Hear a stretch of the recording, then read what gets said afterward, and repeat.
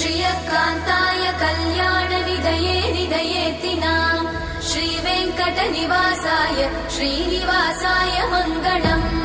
लक्ष्मी सविभ्रमालोकसुभ्रूविभ्रमचक्षुषे चक्षुषे सर्वलोकानां वेङ्कटेशाय मङ्गलम्। श्रीवेङ्कटाद्रिशृङ्गाग्रमङ्गलाभरणाङ्गये मङ्गलानां निवासाय श्रीनिवासाय मङ्गलम्। सर्वावयव सौन्दर्य सम्पदा सर्वचेतसां सदा सम्मोहनायास्तु वेङ्कटेशाय मङ्गलम्। नित्याय निरवध्याय सत्यानन्दचिदात्मने सर्वान्तरात्मने श्रीमद् वेङ्कटेशाय मङ्गलम्। स्वतः सर्वविदे सर्वशक्तये सर्वशेषिने सुलभाय सुशीलाय वेङ्कटेशाय मङ्गलम्।